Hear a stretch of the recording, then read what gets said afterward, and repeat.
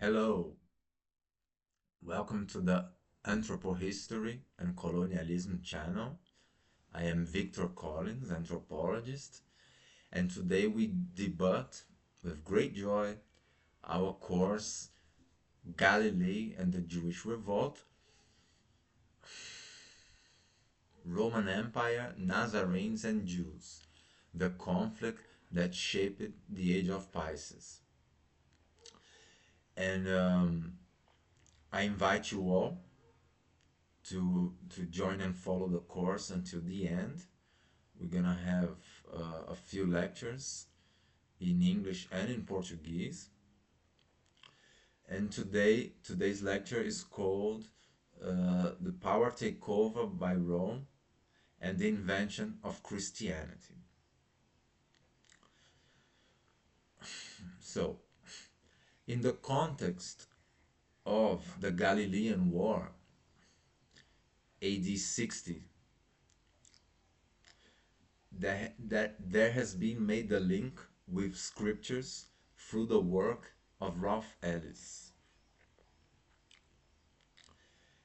There's an astrotheological aspect where scriptures codify the relation between the sun, the planets, and the constellations in amidst the transition of the month of Aries to Pisces, which is the central motif for the war. And that's why Jesus is called the Lamb of God and Fisher of Men. So it's referring to this transition between the two months,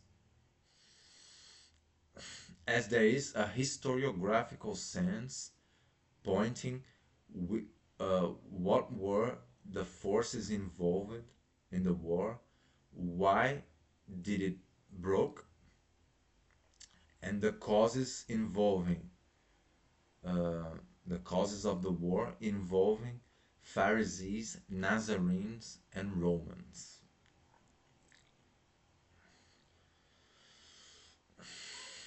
The two modalities of culture in conflict appear as one based in astrology, in esoteric knowledge, directed to the evolution of spiritual consciousness through the mysteries. So, the mysteries of the cosmic Christ and the 12 constellations, the sacred marriage or Holy Grail,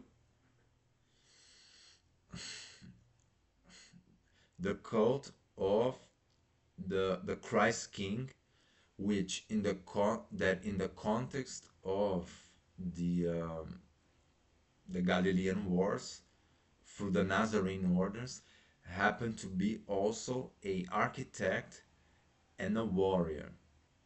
And we're gonna look at this closely in a moment. Aside the lunar queen associated to the planet Venus and the constellation of Virgo,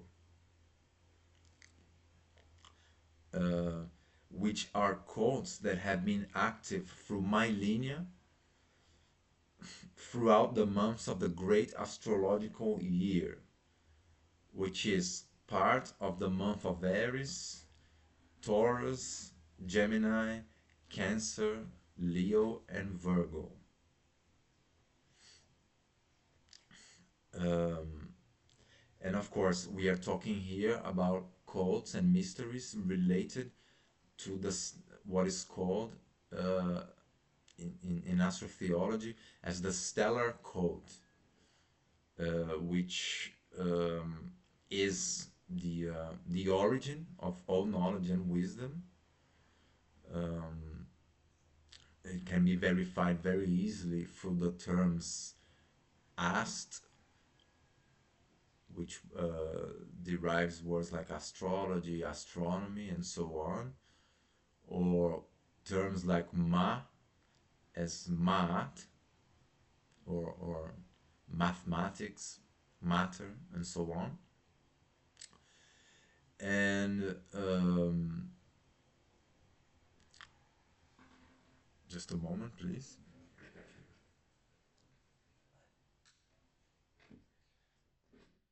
And what happened is that this stellar cult was interrupted by an imperialist power takeover that basically stole all the knowledge in a vampirical way, in a cannibal way,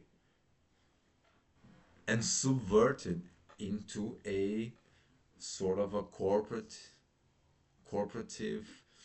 and imperialistic religion, which we also gonna look closely.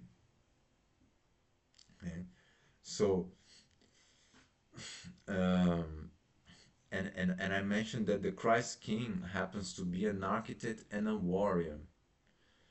Of course, this is coming from the work of Ralph Ellis, and architect comes from the Greek tekton, which translates as mason. Okay, and mason is this term refers to the function and the ability to hold the knowledge that will base the building of temples, of megaliths, aside the geomancy of the earth, okay, the ley lines of the earth, and also the constellations. So this is one of the functions of a mason within a astrologically based culture in the stellar cult. And of course, I am not referring to a mason in the modern sense of the word, which we are going to relate to necessarily a imperial modality or controlling modality of masonry. For example, a Albert Pike, right? That's a very different meaning of the word mason. So again, throughout our whole work, we are gonna always deal with a hidden ambiguity, which is a contrary of meaning, hidden in the same word. Okay, so in this case, the word mason, which is the same as architect. Okay, and warrior king. Well, the concept of warrior king comes from the research of Ralph Ellis that will point out that the Nazarene Christ, referred as Jesus of Gamala or King Isatis Manu of Edessa, which we will look closely throughout the course, was governor of Judea and also leader of a army, which in the Gospels is encoded as the let's say 500 fishermen. And Ralph Ellis found out in the historical record that the Edessan army led by King Isas has defeated the legion of Sextus, which is a Roman official, and this is one of the causes of the Jewish Revolt. Okay, and also I mentioned the term lunar queen. Okay, so in the context of the Galilean War, of course, we're talking about Mary Magdalene, which is not only wife of King Isatis, as she was also a real queen, considered through the alternative research to be the richest woman in the region. And again, we're talking aristocracy. We cannot compare to the aristocracy of the present day.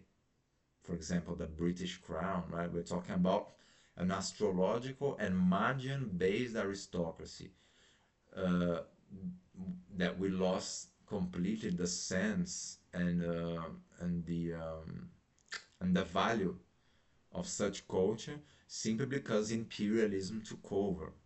But we must remember that these aristocratic cultures from the stellar cult had in fact provided and produced all the wisdom and the knowledge that has been stolen by the imperialist cultures that took over later. Okay. Um, well, so aside the astrological modality of culture, we have another modality where obedience is demanded through religious authorities and that relate religion, business, and profit, such as corporativism. Okay, um, and this is the basis for the Egyptian Atenist culture, which is the origin of the financial system, the religious authorities that today govern the world through Rome, okay, and also the priesthood class. Right? So there we have a dispute for territory, an imposition of taxation, and in the context of the Galilean War, we have the sacrifice of a red heifer um, within the patterns demanded within the temple, okay, for sacrificial animals, as a demonstration of loyalty and obedience to the emperor that was in charge of the temple at that time, which was Nero, a Roman emperor. Okay, so what happened is that the Pharisees, priests, demanded from the Nazarenes a red heifer to be given as a sacrificial offer to the emperor, to try to demand a proof of loyalty from the Nazarenes and make sure that they are in conformity to Rome's rule. Now, please uh, take a look in the Huqoq mosaic. Okay, just go after the Huqoq mosaic, and that's exactly what is painted there, according to the interpretation of Ralph Ellis, of course, right? Which is King Izates, Manu of Edessa, offering the red heifer in sacrifice, uh, handing to the Jewish priest. Now, what happened is that the Nazarenes had the intention of destabilize the Roman Empire and provoke a situation where another confrontation would be inevitable, because they had the intention, they had the goal of uh, destroying the Roman Empire, right? As Rome was taking over Edessan lands, were taxing and betraying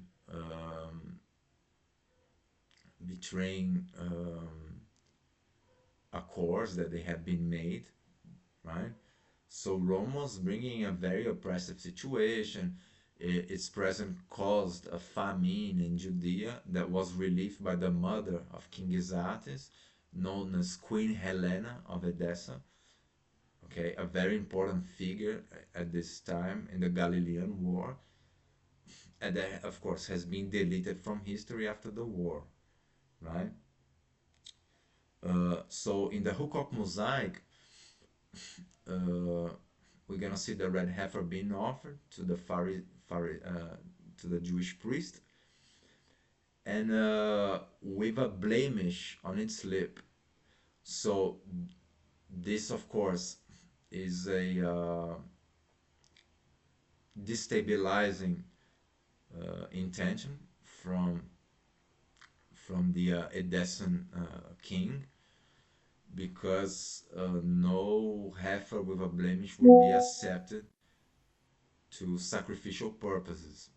So it would be interpreted as a defiance to the authority of Nero, and that was the intention, and as the Nazarenes wanted to deal with Rome and basically um, take them out of the land.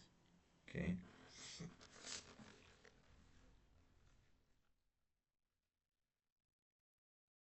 And another point,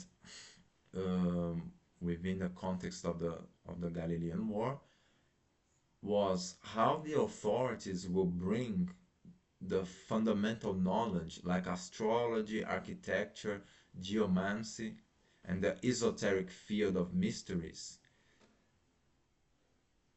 amidst the emerging month of Pisces. And we can see in this Jewish Mazaroth that was found in the Hamat Tiberias synagogue just outside the Sea of Galilee that Helios has its head between Aries and Pisces, okay, and pointing its thumb to Pisces. So, uh, as I mentioned, uh, the central reason of this war was to define what modality of culture would take over and lead the historical process, would be the leading power within the month of Pisces.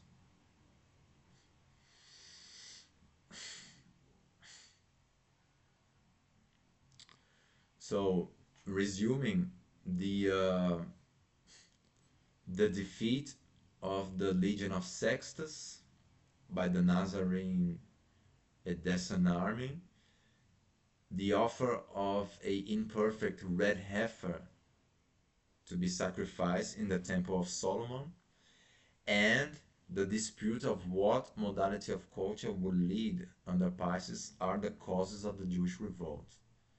Okay. Well, deconstructing Rome and what has been told to us.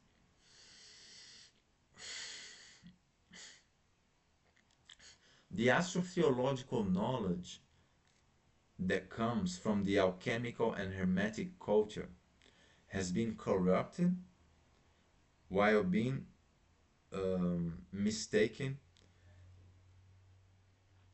by historically real individuals as through the terms David, Solomon, and Abraham, that in reality are encoded terms coming from ancient languages like Aramaic, Hebraic, or Phoenician Canaanite, Gaelic, Latin,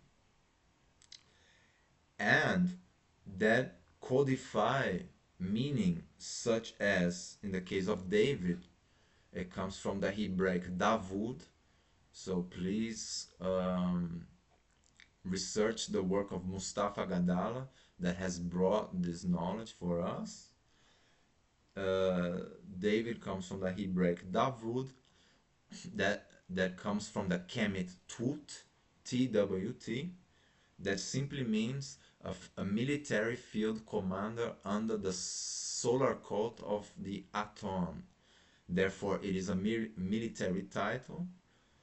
Uh, so there were many Davids, there were many field commanders. And interestingly enough, this is one of the Masonic codes and terms that the Latin orders that derive their ancestry, their origins, their knowledge, their power from the Egyptian Atonist Masonic orders refer to. So David is symbolized, of course, uh, by the dove, which in Latin is columba.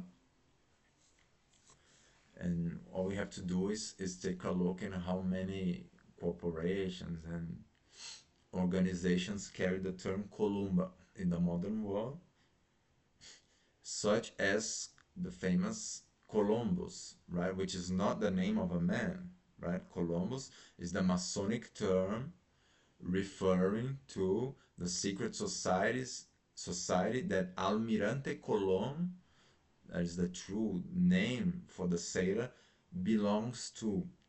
Okay? And the same in the case of Leonardo da Vinci. We think this is the name of an individual, when in point of fact, no.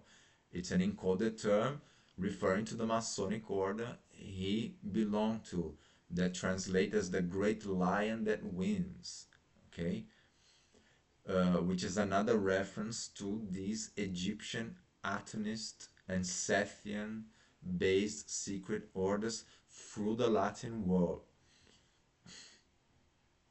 And of course, we've seen this extensively in previous lectures. Okay, the term Solomon, Solomon, as Jordan Marx so brilliantly explained in his work, simply translate as the Temple of the Sun, which is a reference to the Great Pyramid of Giza, where the emperor was anointed and consecrated Divi Filius, Messiah, um, in the Temple of the Sun. So it's the Pyramid of Giza under the cult of the Aton. Therefore, it is a messianic title, right? It's not an individual. So there were many pharaohs that could be called Solomon, right?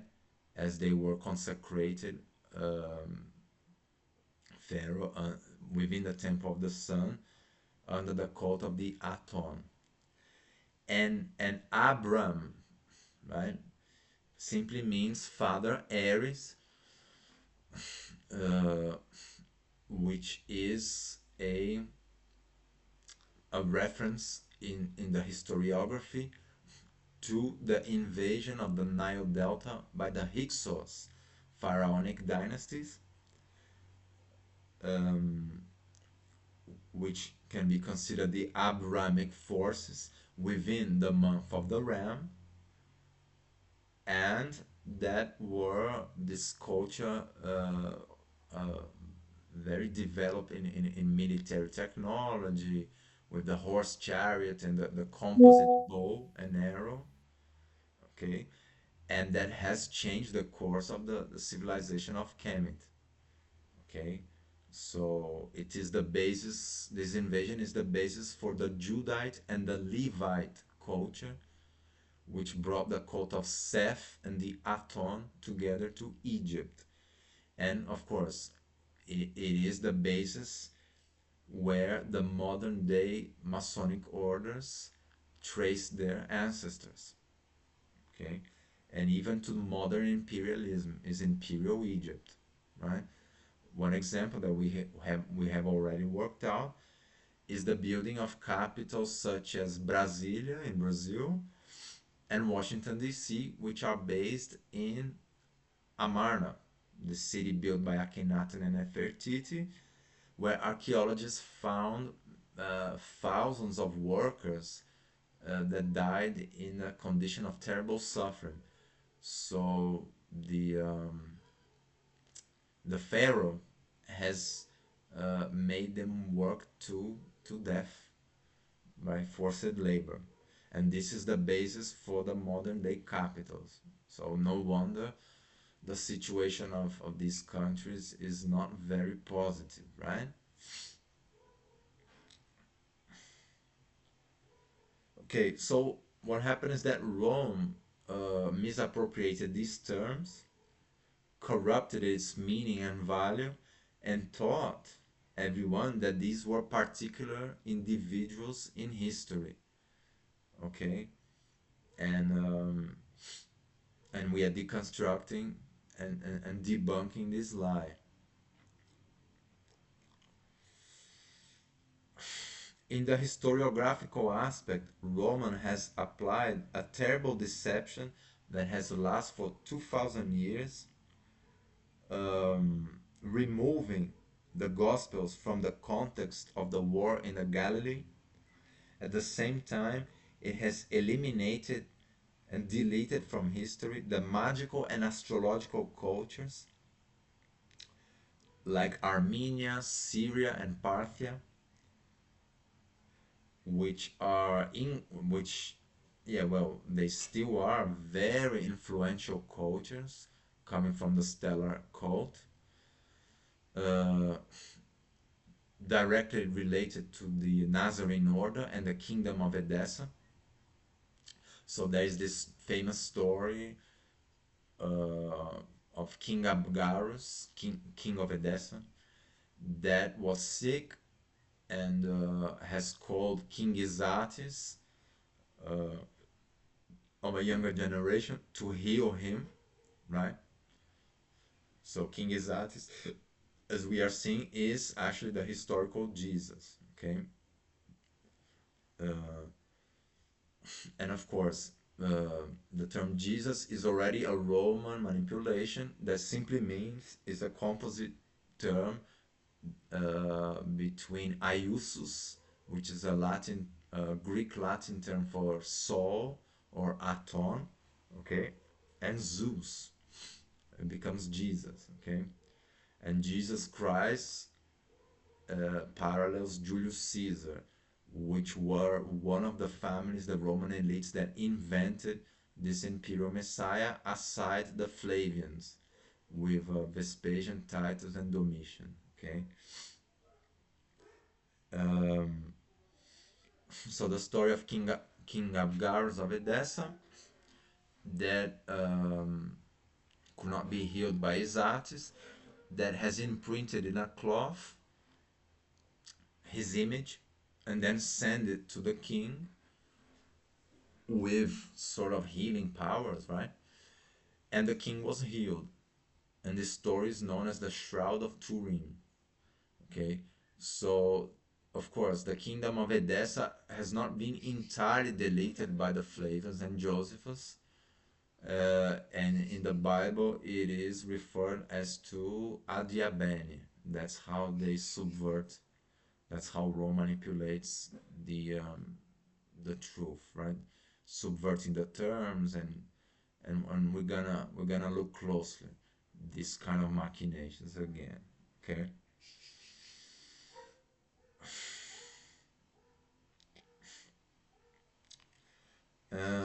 Well, the kingdom of Syria, through the cities of Palmyra and Emesa, was actually a very, very influential kingdom within the stellar cult. And the term Syria is the same as Nazarene, which is Nasir from the Kemet Sira. Sira is a term that relates to the star Sirius, right? And also where the term Sir derives from. So uh,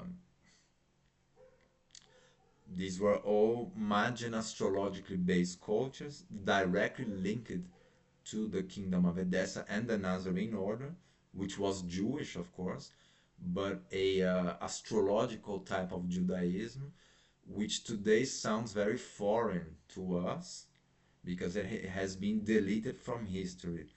But it is well known that Judaism has this Hellenistic influence. That's why we see Helios in the Mazarot, right?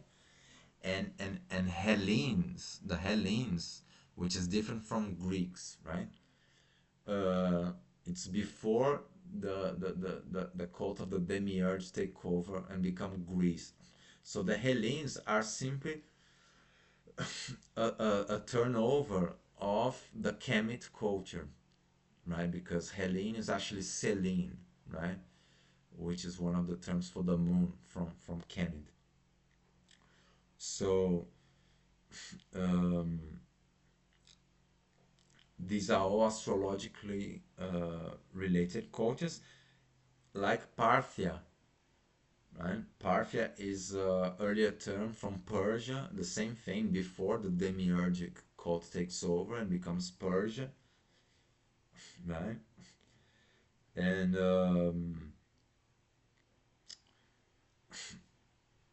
Parthia is where the three magi came to the birth of the Nazarene Christ, of King Jesus. Okay? And then Ralph Ellis will explain, well, Why would free magi come to the birth of a poor carpenter, right? In the Roman sense.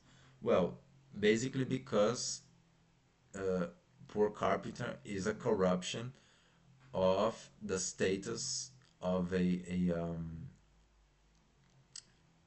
future mason, an architect of the Nazarene order, okay, that would become king. So the Nazarene Jews and the kingdom of Edessa were related to Parthian aristocracy as well, which in other words means that this Jewish king within the Nazarene orders would be a king of Parthia at the same time. Okay, so they were related aristocrats.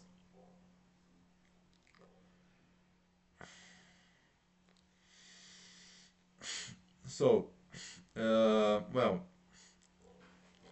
looking to what kind of manipulation Rome has done through the scriptures, right? Uh, Within the context of the Nazarene order, pardon me, we have a king that is uh, governor in Judea and a warrior king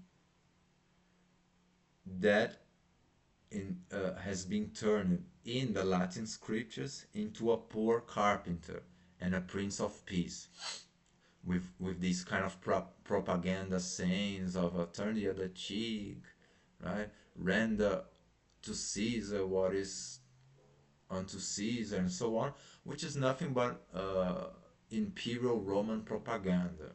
It's pro Caesar, okay? It's kind of a, a way of uh,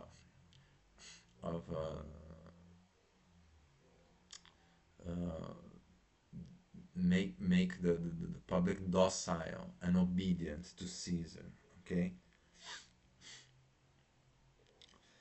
Um, and in the case of the lunar queen Mary Magdalene, which, as I mentioned, Ralph Ellis has informed us that she was the richest woman in Judea, right? One of the Bethany sisters. Um, So a powerful queen and aristocrat, which also was known as the Lady of the Tower, right? Which is what Magdal means. It's a tower, and also keeper of the Holy Grail, right?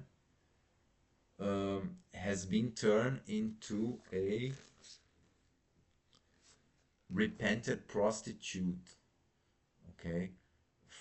From the term harlot, right? Which comes from hierodulai, which does not mean prostitute, it means beloved one. Okay? Now, let's pay attention very closely to the incredible manipulative genius of Rome and its ability of subversion and manipulation that is actually beyond the common comprehension. Okay? And it has been successful for thousands of years. So this is the kind of work and subversion that Rome has been doing, right? Such as in the case of um, a philosopher and chief of police within the region of Galilee in the context of the Galilean Wars, at service to the Pharisees. So I refer to Josephus, okay?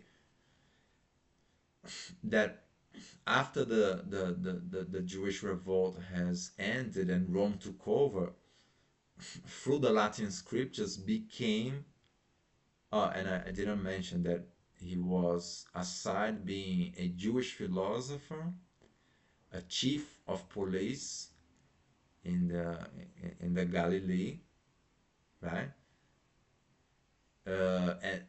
And also a member of the Roman elite society, a Roman citizen, right? which is actually a frontal and mortal enemy of the Nazarene Christ. So when we read in the scriptures that passage that Jesus says, Saul, Saul, why you persecute me? Of course, we've been given the propaganda where supposedly St. Paul, in his Latin style of humility, has repented for his persecution and all of that, and through the privilege of a apparition of Jesus Christ, has turned to be Christ's favorite apostle, right? So this is the typical, the Roman genius of manipulation, right? When in point of fact, what really happened is that, yes, so Josephus was a chief of police in the Galilee. He was a powerful commander of troops, right? That was persecuting and putting into prison all the people that were adepts of astrological cults, as simple as that, arresting and putting into prison. So there's no wonder about this passage, right? So to make clear, the founder of Roman Christianity,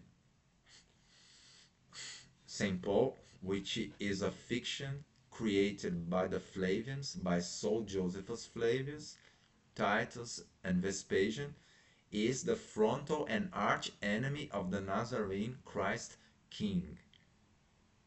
And we will dedicate a full lecture on the invention of St. Paul. Right? Therefore, the Josephus, as I mentioned, chief of police, Jewish philosopher, would be correct to say he's actually a Greek Gnostic Roman citizen Jewish philosopher, right?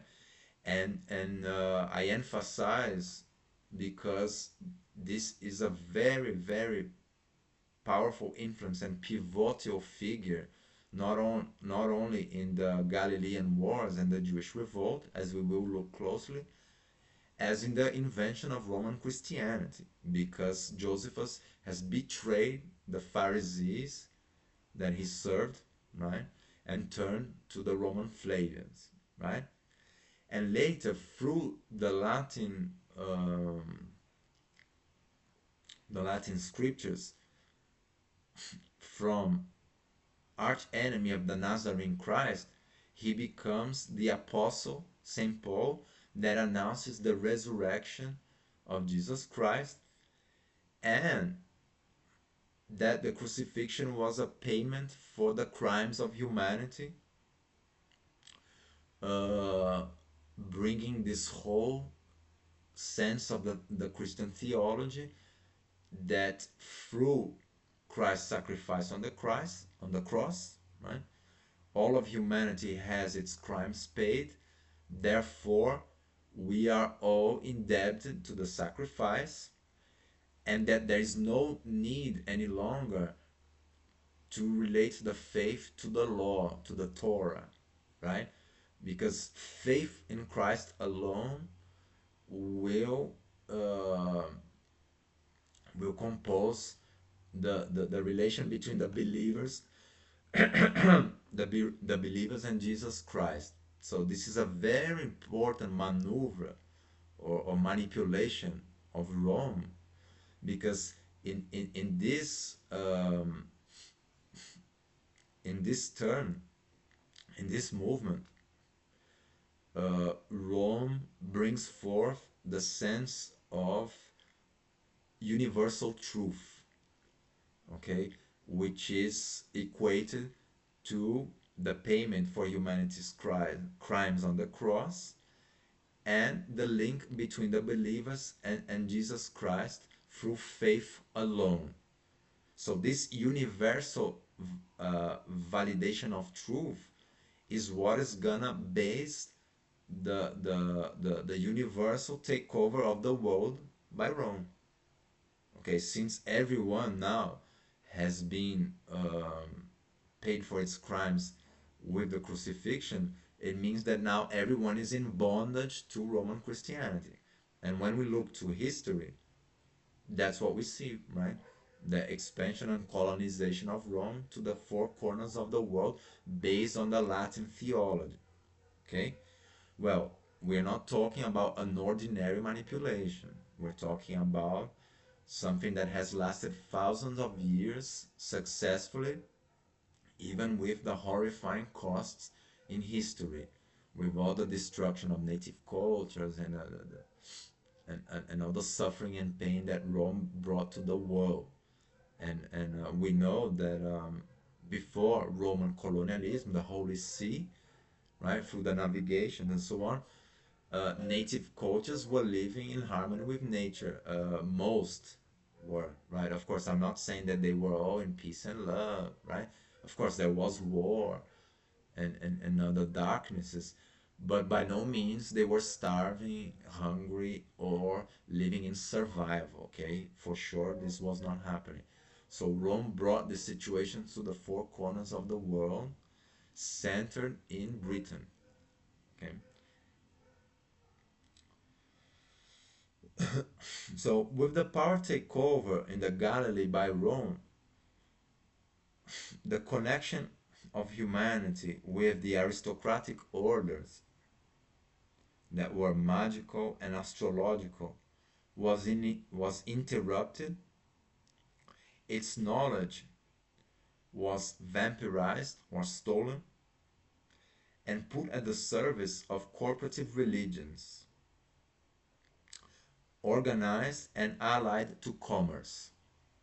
We've seen in previous lectures that the Holy See is a religio-economic cooperative system which has its roots in Atonist Egypt, right? So the monetary system, the corporative aspect, was born within the orders of the sun priests of the Aton, and also with the Roman influence in Persia, with the cult of Mithras, right? And the caves of Juno Moneta, which we have looked closely in previous lectures, okay? With this situation, the trauma of the disconnection to the stellar cult that was alive in the so-called prehistory, which is another lie of corporative historians and theologians. Okay, there's no such prehistory. No, this is the stellar cult, which is not only the by far the largest experience of human culture that is present in a part of the month of Aries, Taurus, Gemini, Cancer, Leo, Virgo. In other words, it's a huge, huge experience, right? The stellar cult. As these cultures were way, way, way ahead that we are allowed to know, and including to what we are today. One proof is that modern technology cannot build anything close to the megaliths, all the megaliths, right? Specifically in Giza, right? They cannot even explain how these stones were cut with such precision and so on. So these stellar cultures were actually far advanced than modern culture in all levels, technologically, spiritually, genetically, and so on. Okay.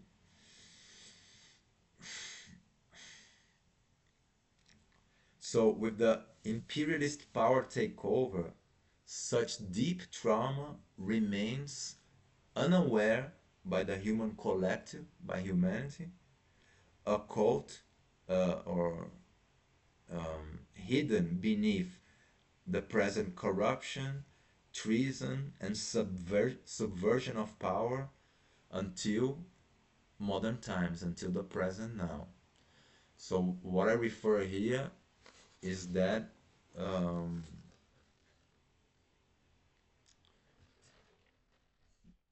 the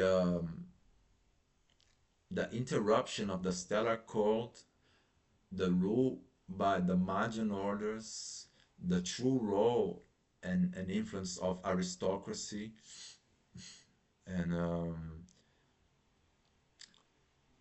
and the astrologically based cultures uh, that were violated by this imperialist takeover has produced a very deep and terrible trauma that humanity is largely unaware of. And one of the symptoms of this is that the imperial forces are still to this day misusing all the knowledge from the stellar cult to deceive humanity. For example, uh, the official powers deny the value of astrology when they are using terms referring to astrology in the corporation of cars, for example, in the Cars Corporation, which is the term the way. Okay, so this is the kind of subversion that's going on, and it goes way further than this.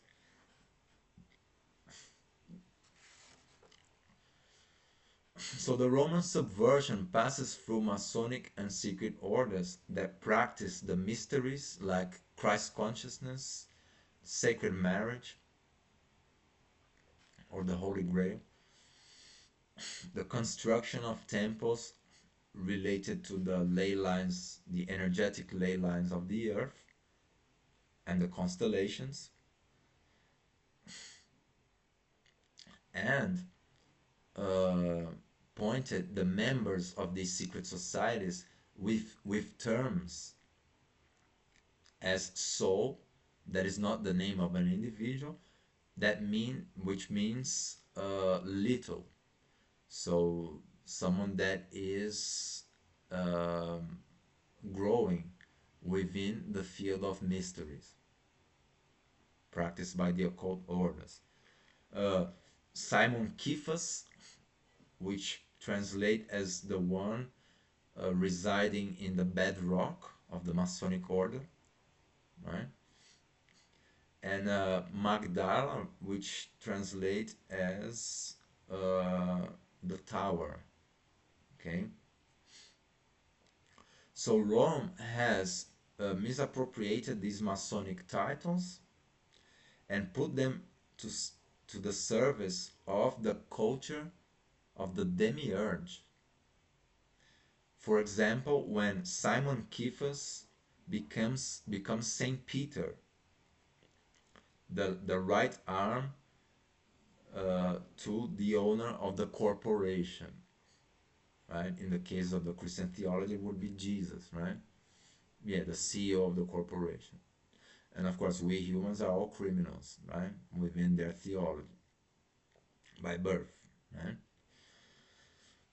So Rome has taken advantage of patriarchal and authoritarian tendencies within the Nazarene orders, as in the case of the censure applied by Simon Cephas to Mary Magdalene. Please take a look at the work of Jean-Yves Leloup that explains very well how Simon Cephas censors Mary Magdalene as a patriarchal and authoritarian tendency, right? Saying something like, "Oh, the master, right? The Nazarene Christ has preferred her to us." Right? So it's very important to be aware of this, right? So Rome has taken advantage of these tendencies to unfold its elite order, the Flavians, produce the Latin scriptures with the big influential hand of the Gnostic, Greco, Judaic, and Roman citizen Josephus. That is, of course, St. Paul. Right? St. Paul is the fiction created by Josephus and the Flavians, and fortify the cult of the demiurge. Okay, of course, demiurge is a concept from the Gnostic library of Nag Hammadi. I'm not gonna explain this here. Uh, Maybe we'll come back to this later, right?